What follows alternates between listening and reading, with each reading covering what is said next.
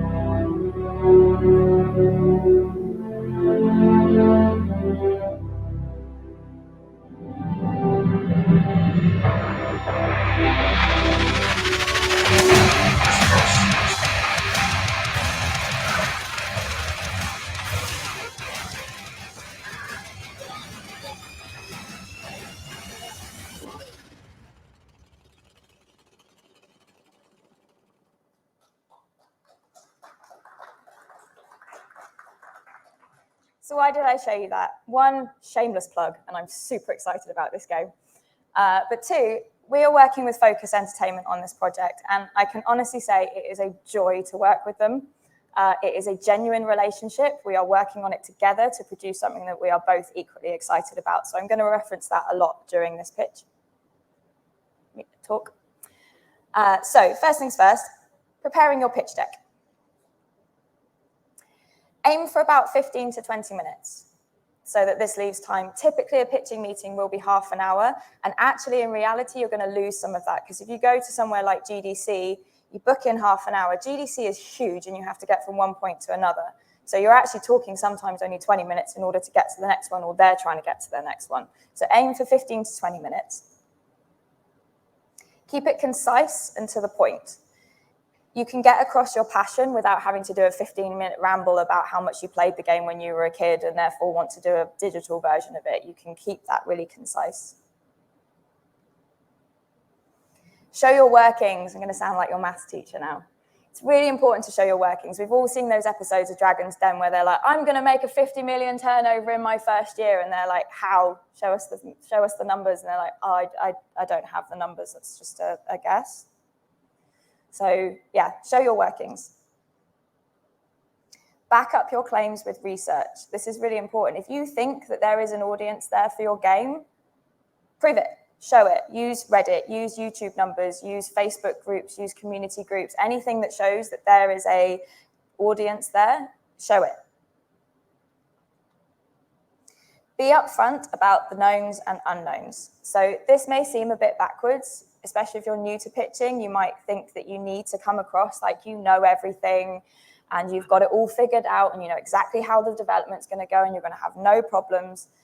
Most publishers have been around for a long time. They know that that's not the truth. They know that that's not what's going to happen. There are going to be bumps in the road. There are going to be difficult conversations. So if you can show upfront that you're an honest person and you're going to be upfront with them about when things go wrong, you'll be more attractive. So if you're not sure about how your specific bit of gameplay is going to play out yet, say that. Just come out and say, we want to do this, this is what we're aiming to. It's a new thing that hasn't really been seen before, so we're not 100% how it's going to work, but this is what we're aiming for.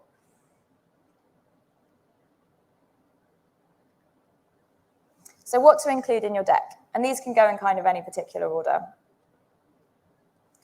Title and strapline for your game. If you come up with a really snappy strapline for your game, then it's going to be more memorable. Try and remember that generally if you're pitching to someone at an event like Develop or GDC, these people are seeing probably more than 50 pitches in the time, depending on how long the conference is. So more memorable, the better. Competitors and their estimated Steam sales. Now again, this may seem a bit backwards because you don't want to be showing that there is competitors for your games, but actually, as long as you're not literally just reskinning something, then showing that there are competitors that are doing well also shows that there's an audience. So a really good way to do this, there's an algorithm you can use, which is you take the Steam reviews, total number of Steam reviews, times it by 50.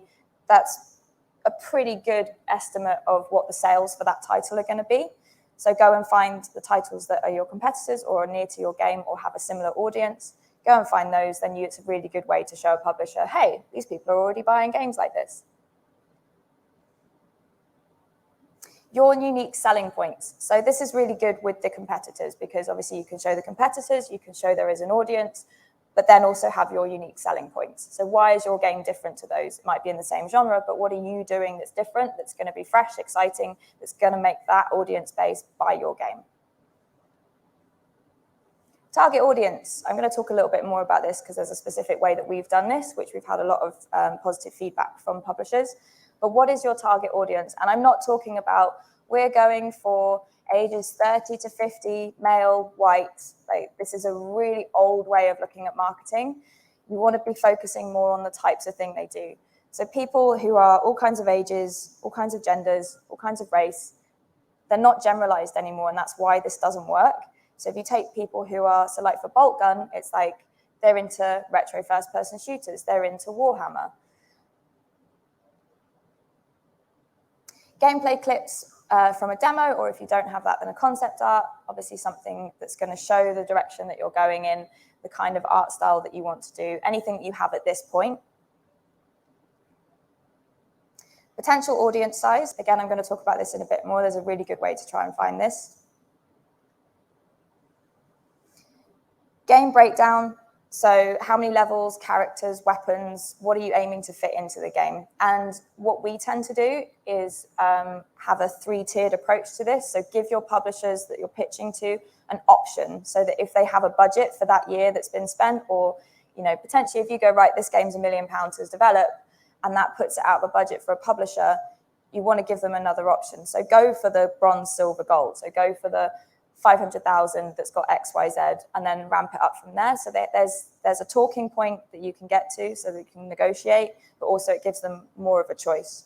Just be a bit careful that they don't go for bronze, but expect gold. We've had that as well. That was fun. Development breakdown. So you don't need to go into too much detail about this. Just go for like the big ones. So vertical slice, alpha, beta, release. When are you planning on hitting those?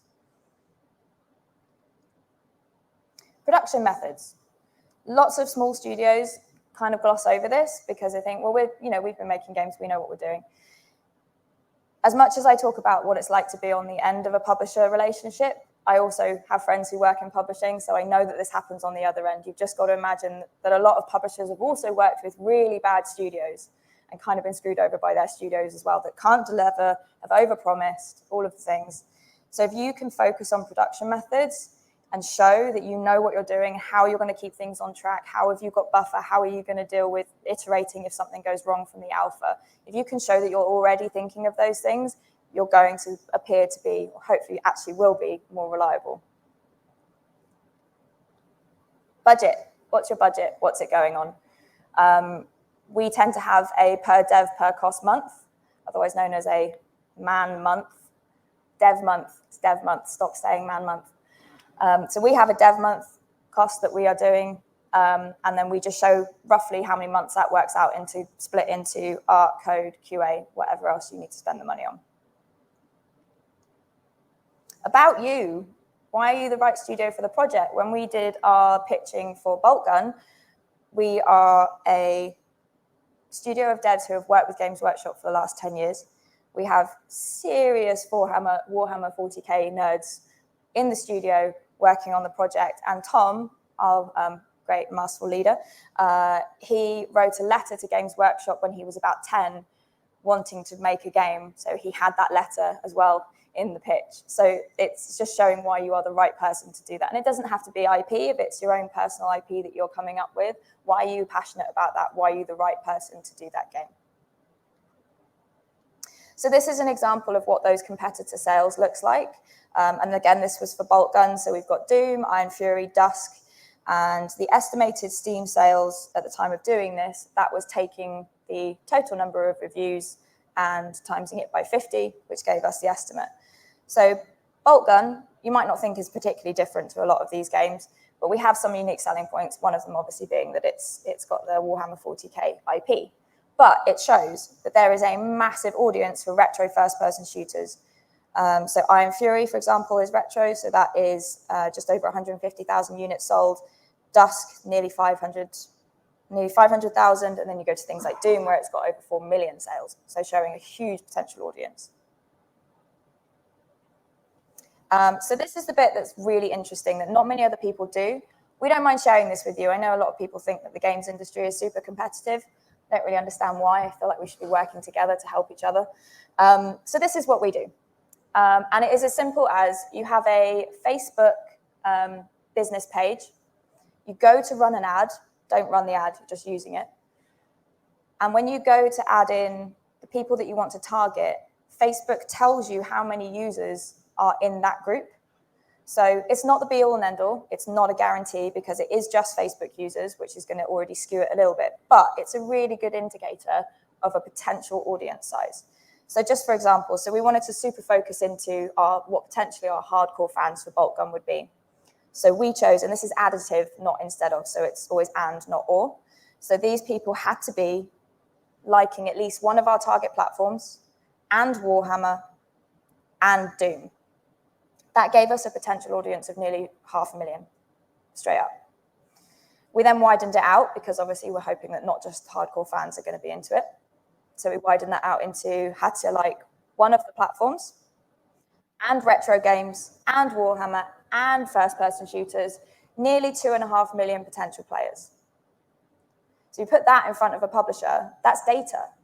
It might not be super, super accurate, but that is a really good sign that there is an audience.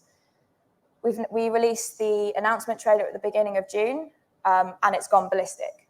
So it's proved that this works. That audience is there, and we've hit them right. So you can do this for anything. You can take it, different types. So the platform is a really good one. So even if you're doing mobile, so they have to like mobile gaming. I don't know, let's say you're doing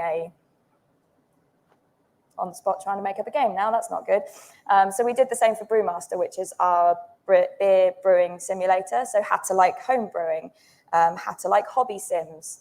You see where I'm going, this kind of works for any game. Another thing that you can do is to try and get evidence. So I mentioned before about using YouTube. So if you can find videos that are about your genre or about the kind of thing that you want to do, again, you can show the numbers. So Tom managed to find this on YouTube, and this was a guy talking about, why isn't there a 40K retro first-person shooter? This seems bonkers. Tom found this 3 days after it got announced, or 3 days after it got posted to YouTube, and it already had just over 120,000 views. So again, that's a really good indicator of like, oh, people are interested in this. They're seeing that title of where are the 40K retro first-person shooters, and they're clicking on it because they're interested in it. So we put a screenshot of that in the pitch. So anything like that that you can find, just stick it in there. No frills pitching. Follow your deck. So your deck is also kind of your guiding light. It will help you stop deviating or going off track or going on a rant about how you played the game when you were 5 and it saved your life. Stick to your deck. Try not to waffle. Yeah, so similar lines. Try not to kind of go off on a tangent, which is really easy when you're nervous. So just try and stick to your deck, stick to what you've already thought about saying. Stick to the facts. So stick to the data that you've got and talk a little bit about your passion when you get down to the bit about who are you and why are you the right person to do the talk, do the pitch, do the game. But yeah, stick to the facts. That's ultimately what they're interested in. They want to know how much it's going to cost them, how likely it is to sell, and how much money you're going to make them. If you're getting flustered, take a deep breath and slow down. There's nothing wrong with taking a moment to take a deep breath. I can guarantee if it's your first time pitching or even doing a talk like this, you are talking about double the speed you think you are. If you don't believe me, record yourself and watch yourself back. So it's going to feel like you're talking way more slowly than you should be, but just slow it down. You'll eventually find what feels right. It's okay to say, I don't know. I've seen pitches where people obviously don't know an answer to something, so they've been asked, put on the spot by a publisher, asked a question, and basically just tried to bullshit their way out of it. Don't do that. Just say, I don't know. Again, it shows that you are trustworthy and you're going to be upfront about stuff. Just say, I'm not sure about that. I need to go back and check with the dev team. I've made a note of it. I'll make sure I add it in the email when I send you the pitch deck after the meeting. I don't know. Ultimately, what you're going for is what we're all looking for when we're in a relationship. You want a nice, healthy relationship with no power dynamics going on. This is what you want when you're working with your publisher. Any good relationship is built on honesty, trust, and respect. I'll do the other one, respect. And it's the same with a relationship. It's the same with a publisher relationship. It's the same with your employer. If you can manage to do those things, it's going to be a much healthier relationship. And this works both ways. So be trustworthy, be honest, be reliable, be respectful, and expect the same from them back. So how do you go about this from your side? Don't play games. The whole, just say, I don't know. If you don't know, that's part of that. Don't go into a pitching meeting thinking that you need to look like you know what you're talking about, make up experience, pull some tentative threads from the one time you wrote a line of code on something and then that was it, and then use that as your starting point for what you've done in the industry. Just be upfront about who you are, what you've done, and what you're working on. And admit when things go wrong. This is really important when you get into development, is admitting when things go wrong and having them help you figure it out. So before you sign on the dotted line, I'm going to caveat all of this with sometimes you have no choice but to sign a bad deal. It would be great if we could live in this amazing world where we only get to sign good deals, where we all work happily together and everything's fluffy bunny rabbits, but we don't. The reality is, as a small studio or an indie studio, you need to keep going, you need to pay wages, and sometimes that means doing the deal that's in front of you because there isn't currently another one, and it's the only way you're going to keep going. It's not all doom and gloom, but that's the reality of it. Tom and I signed deals knowing that we were getting into a bad deal, but we did things to mitigate the potential risks of that, which is what I'm going to talk about now.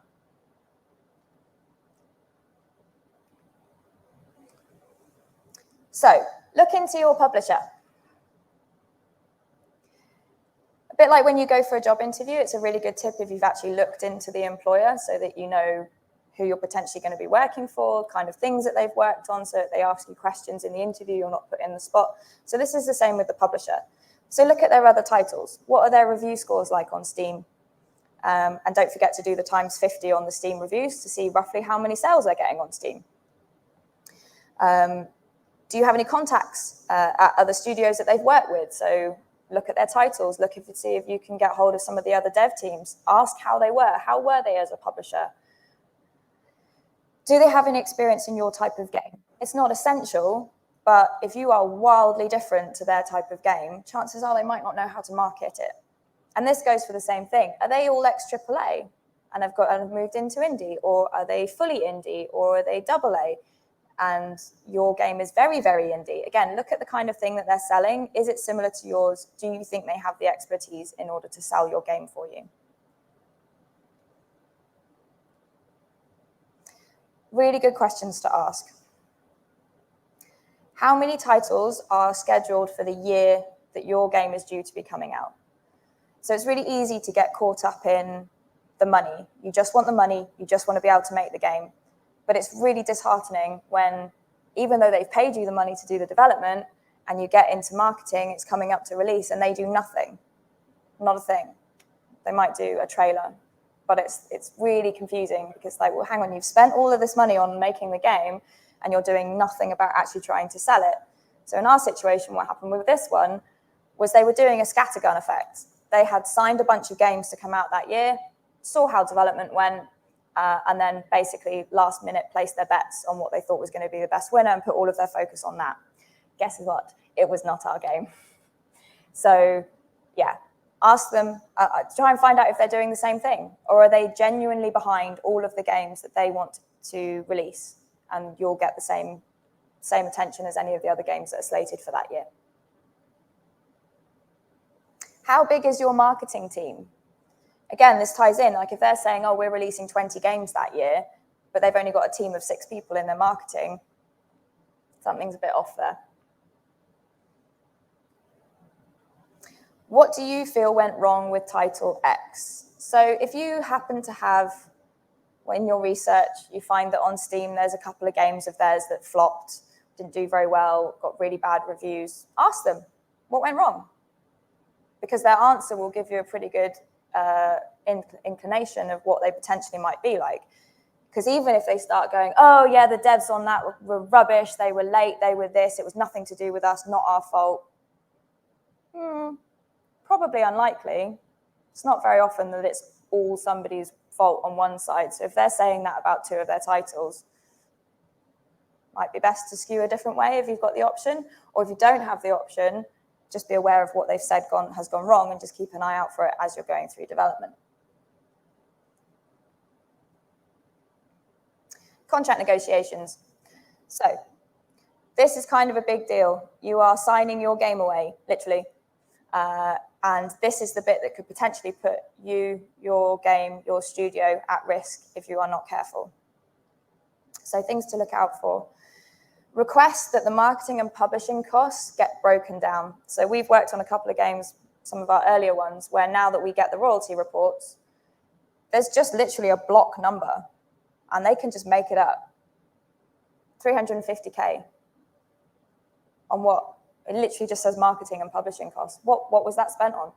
I'm not saying you need to ask that it needs to be super granular of like, oh, there was £5.50 on a coffee for the time that I went and had such and such with this press person. Just at least loosely break it down. Marketing spend over a certain amount needs to be agreed with you.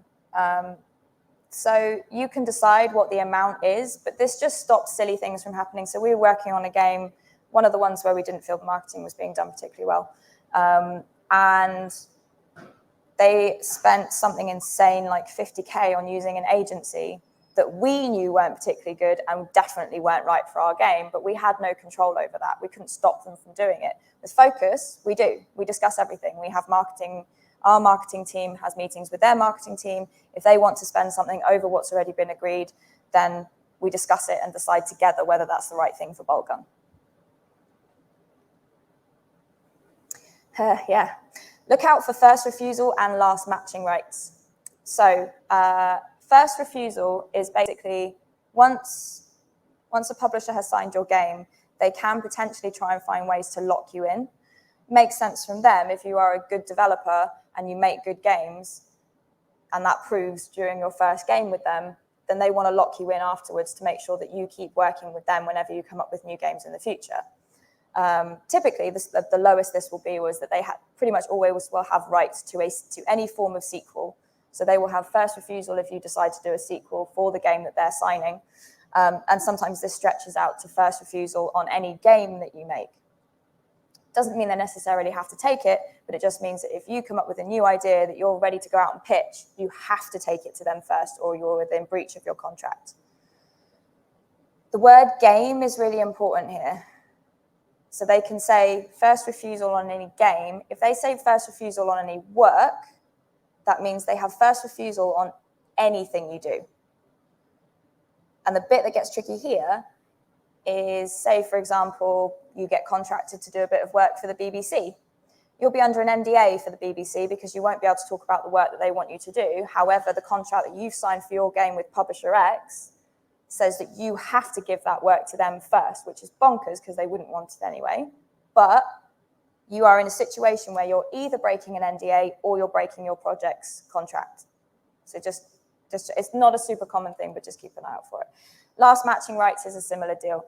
So last matching rights means that if you come up with a new game, you take it to the publisher. They say, no, we don't want it. You take it out there into the world. You find another publisher that does want it. Before you're allowed to sign it, you have to go back to the initial publisher and say, hey, publisher Y is offering us X to do this game. Are you sure you don't want it? And they can go, yeah, actually, we're going to match that. We'll take it.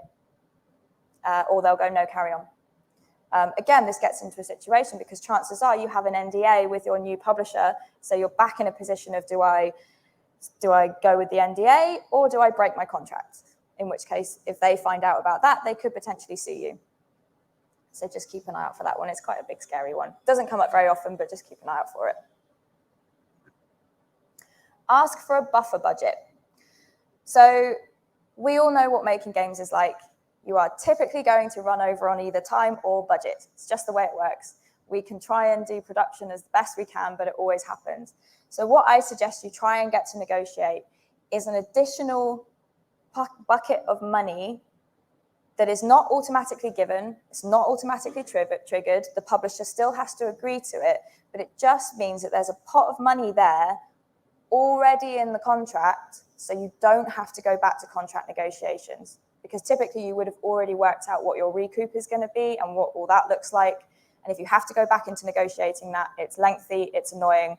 So if you say, hey, we would like to put 25% of the initial budget in a pot, if that gets enacted, X, Y, and Z happens, then it's super easy. The publisher can just sign off if you get to that point, and it just goes into that bit of the contract. Check the recoup structure, especially if you've developed a demo. So Focus is the first company that we've worked with where they've actually factored in the demo and the money that we spent on the demo before we did the game. So we spent about 20 grand on making the demo for Boltgun. So when we started pre-production for the full game, we'd already done 20K of work of figuring things out, finding out how the code was going to work, finding out what's fun, finding out how it feels. We'd already invested 20K into that. So if a publisher thinks, oh, well, that's just done, great. But if you can try and get them to factor that into the initial budget and therefore the recoup, then, you know, it's a pretty good sign that they're valuing your work already. What's included in the budget? This may seem like an obvious one, but stuff gets missed. So things like, what platforms are you releasing on? So if you're putting PC, that needs to be broken down. Otherwise, you could get into dangerous water. It's like, what PC? Is it Steam? Is it Steam and GOG? Is it Steam and DRM free? Is it Epic? Is it Green Man Gaming? Is it, you know, how many of these are you going to have to do? Because, okay, to do a build for Green Man Gaming, it might not be much work, but to do DRM free of your game, it is. And if that's supposed to be included in the budget and you didn't realize that, you're all of a sudden paying for something that you're still only getting the recoup from. Post-release, what's happening with bugs and patches? Most publishers will expect you to do some work after release, but how long is that work expected to go on for once the release has happened, once you've spent all the money that they're funding you for? What kind of bugs are they expecting you? We will typically say, of course, if there's a Class A or Class B, then we will go in and fix it. But if it's not being made particularly clear in the contract, they could easily have you 3, 6, 9, 12 months after release, pulling you back in, getting your devs to be fixing things that either you don't think need to be fixed immediately, or you just don't have the budget to do it and they're not offering to pay you to. So just check on the wording on that. Always, always, always work with a lawyer. If you take anything away from this, please work with a lawyer. They don't pay me to say this, but Sheridan's are brilliant. They were our lawyers before we were acquired. They're game specific as well, so they know what they're talking about. It may seem like an hugely amount of money to spend when you're small. There might only be 4 of you and the budget for the whole project is only 100K. But that few grand that you save then could save you so much money later on. So please, please, please work with a lawyer. Even if it's not Sheridan's, just get somebody to have a look at it, because I've been doing this a long time and I still don't understand most of these contracts. Milestones. So I've done a particular bit around this because we're all used to milestones. They're a pain in the ass and they can really get you into trouble. So don't go too granular with the deliverables. We've had a couple where we've tried to do this and it just causes a headache, and it's too easy to get into a tick boxing exercise. So try and be, not super vague, just be like, oh yeah, some of the AI is going to be in at this point. I'm not quite sure what. You still need to show the publisher that you know what you're doing and you know what you're trying to hit, but just don't go too granular on it. Things like, oh, the PlayStation glyphs will be in. Like, it's too small. Needs to be more than that. So what typically happens if you go too granular is the publisher will focus too much when you are delivering your milestone on what exactly from that checklist is in. And if something's missing, no matter how small it is, it's a potential for them to fail that milestone. So try and go a bit more granular, not granular, and try to go more on how it's feeling at that point. What is it playing like? What is available to play at that point? Don't set delivery on features or assets that are only finished the week before. This is really tempting to do to make it look like you're the furthest along in production that you are. You are always going to have to iterate. And if you've got your devs scrabbling around 2 days before the delivery, stress goes through the roof, work goes down, quality of work goes down, and those things that you're delivering could potentially mean the failure of a milestone. So just when you're making your milestone plan for the publisher, just pop it in the next one, because they won't know the difference. They haven't seen the original. Make sure you allow time and budget for iteration from any alphas and betas agreed. So whether it's going to be public or not, the whole point of having an alpha or a beta is that you are getting feedback, whether that's from public players or a small focus group, whatever. You are going to get feedback. If you haven't allowed time to do that, then there was no point in doing it, and you've basically just wasted work. So we had an issue on one of our games where it was contracted that we had to do an alpha and a beta. So we did it. We were behind schedule. Everyone was really stressed. We were trying to get things in. We literally did the alpha and the beta so that we would get paid for that milestone, and we ignored the feedback because we didn't have time. There was no point looking at it, and it was a real shame because the feedback was really good and would have made the game much better had we had time to actually iterate some of the things that were being suggested. Add milestone reviews throughout production. This has changed mine personally and our studio's lives. It may seem really simple, but a lot of publishers forget that it is a creative process. Things are going to change. Something that you decided was going to be really fun once you actually put it into production, not fun at all. Want to put something else in. And if you don't have the ability to change that, you could end up being stuck making a game that you didn't really want to make in the first place, or you did want to make in the first place and change your mind. You're not allowed to change your mind. So how this works, you have your 12 months of milestones or however many you're doing. And so for a 12-month project, I would say you have 3. So literally one of the deliverables for that month, or what, however you're spacing them out, is milestone rescheduling. And it's not that they have to agree to it, and you can put it in the contract that these have to be agreed by the publisher, because fingers crossed you're in a really good relationship with them and you're working together and you can agree together what the new milestone schedule should look like. But it gives you the ability to look at what's coming up, look at your production plan, see how things have shifted, and just move things around a little bit so that you are staying comfortable in your production plan. Your dev team is staying nice and relaxed, or as relaxed as you can be when you're making a game. But yeah, so put those in sporadically, however long your dev time is, and work with your publisher.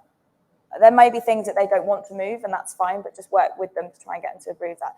And if they're really adamant that they don't want you to have this in your contract, ask why, because you're not forcing them to. It's still under their approval, but I think that's a pretty bad sign if they're already like, no, we don't want you to be able to do that. We don't want you to have choice. We don't want you to be able to move things around. It's not a good sign.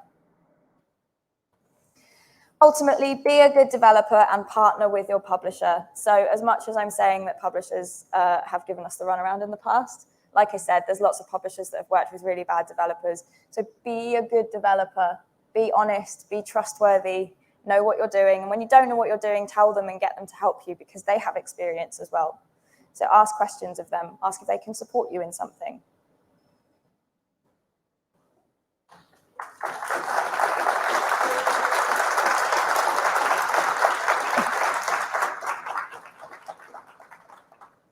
Has anyone got any questions?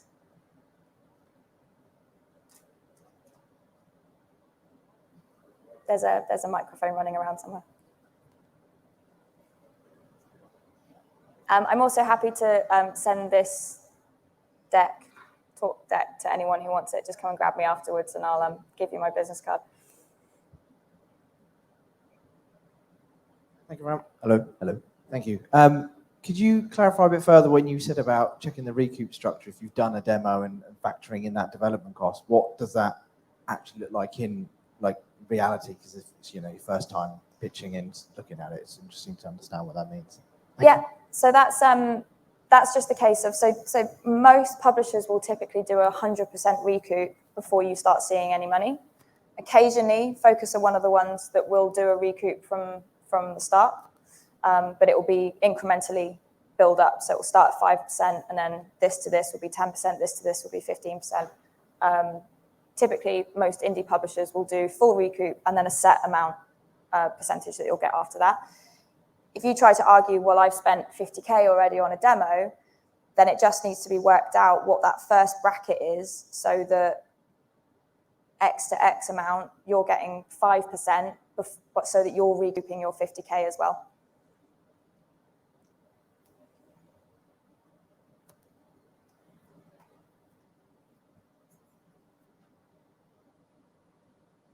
Hello, thank you for the talk. And we got funding for the time being for maybe 1.5 years to 2 years of development. And I focus the majority of my time on developing the game.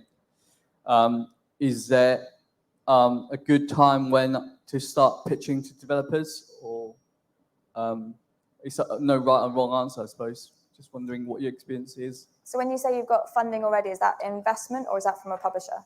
Neither. I'm funding it myself with savings. Right. Okay. So actually, you're in a really good position then. So most indies will potentially have just enough to do a demo, or won't even have that. So they'll be doing a pitch deck with just some concept work and being able to talk about what their idea is. A lot of our games were like that. It's only in the last 3 years that we started doing demos. So you're in a really good position where you're able to put your own money into development. So you can basically, the further you can get your game, the closer you can get it to releasable, the more attractive you are to a publisher. So we had a similar thing with Mars Horizon that we released in 2020. We were going to originally self-publish that. So we pretty much finished the game before we decided to change direction and get a publisher because we wanted help with the marketing. So we essentially got to take a playable game to the publisher and say, this is the game. This isn't me trying to describe what it's going to be. This is the game. This is how it feels. This is what you're buying. It's a much more attractive deal that you're offering them. Okay, thank you. Thank you very much for a very interesting talk. There we go.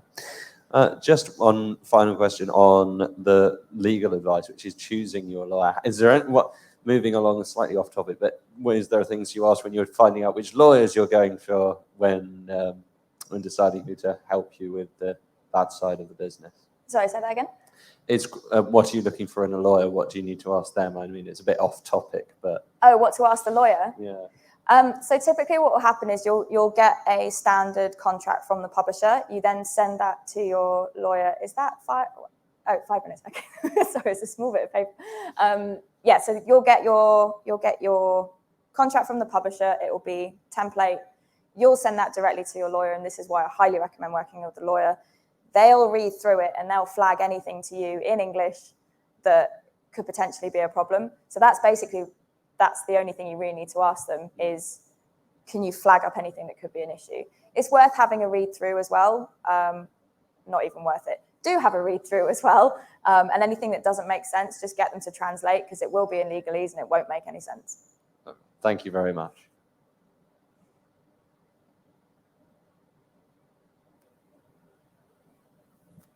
Hi, thank you. That was really good. I just had a question about the pitch itself. So in terms of the budget breakdown, how much of an overview should it be? So on the pitch deck, you obviously don't want to have too much going on or it being too granular and too confusing.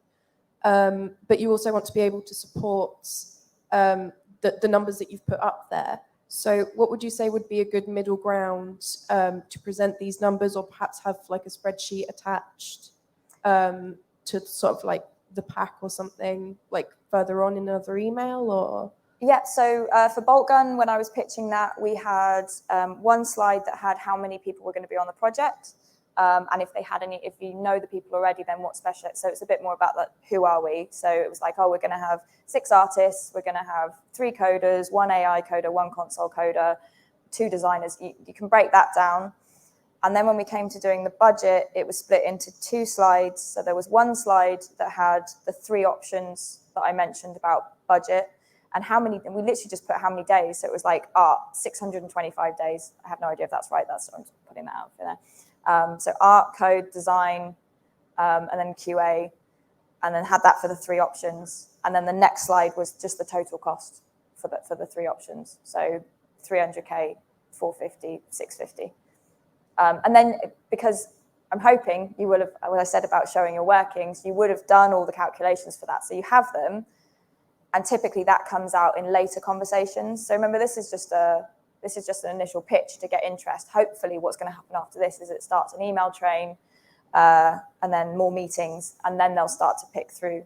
This is why it's really good to show your working, because if you already have that, when they do start picking it apart, it's already there.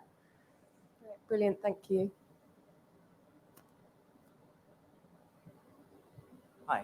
I'm just wondering, I don't know how much you want to say, but is there any particular publishers that you'd recommend?